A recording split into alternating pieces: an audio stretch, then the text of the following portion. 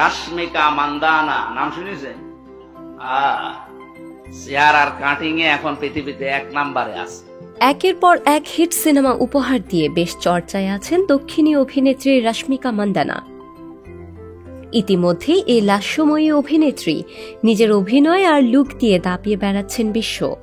পর্দায় নায়িকাকে দেখার জন্য অপেক্ষায় থাকেন ভক্তরা। রাশ্মিকা মান্দানা দক্ষিণ ভারতীয় অভিনেত্রী এবং মডেল। 2016 সালে প্রথম অভিনয় জগতে পা রাখেন তিনি। এরপর ধীরে ধীরে হয়ে উঠলেন ন্যাশনাল ক্রাশ। শুধু তাই নয়, আলোচিত এই নায়িকার সৌন্দর্য আলোচনা এইবার ওয়াজ মাহফিলে। সম্প্রতি এমনটাই ঘটে বিশিষ্ট আলেম এবং ইসলামী বক্তা আমির হামজার একটি ওয়াজ মাহফিলে। মহান রবের সৃষ্টির সৌন্দর্য বর্ণনা এবং তুলনামূলক আলোচনা করতে গিয়ে তিনি রাশ্মিকাকে বিশ্বের অন্যতম সুন্দরী হিসেবে আখ্যা দিলেন।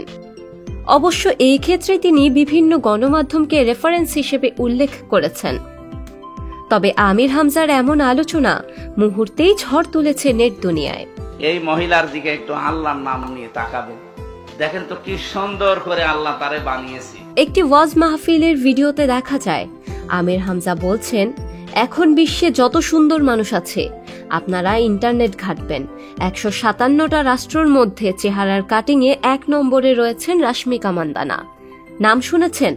চেহারার কাটিংয়ে এখন 1 নম্বরে আছেন। এই মহিলার দিকে একটু আল্লাহর নাম নিয়ে তাকাবেন, দেখেন তো কি সুন্দর করে আল্লাহ তাকে বানিয়েছেন। এর চেয়ে শতগুণ সুন্দর ছিল আমাদের আদি মাতা হাওয়া আলাইহিস ওয়াসাল্লাম। মুহূর্তের মধ্যেই সামাজিক যোগাযোগ মাধ্যমে ভাইরাল হয়ে যায় ভিডিওটি। এরপর থেকে রাশ্মিকার আলোচনা যেমন বেড়েছে, তেমন করে বেড়ে গেছে আমির হামজার সমালোচনা। অভিনয় জগতে রাশ্মিকার অভিষেক হয় তেলেগু সিনেমার মধ্য দিয়ে, তবে তার জনপ্রিয়তা আকাশ ছোঁয়া হয় পুষ্পা সিনেমার হাত ধরে। অল্প সময়ের মধ্যে দর্শক হৃদয়ে জায়গা করে নিয়েছেন রাশ্মিকা। এখন তেলেগু ইন্ডাস্ট্রি জয় করে বলিউড ইন্ডাস্ট্রিতেও দাপিয়ে বেড়াচ্ছেন তিনি। ক্যারিয়ারে সম্ভবত সোনালী সময় পার করছেন রাশ্মিকা। তার আলোচনায় মাত পুরো বিশ্ব।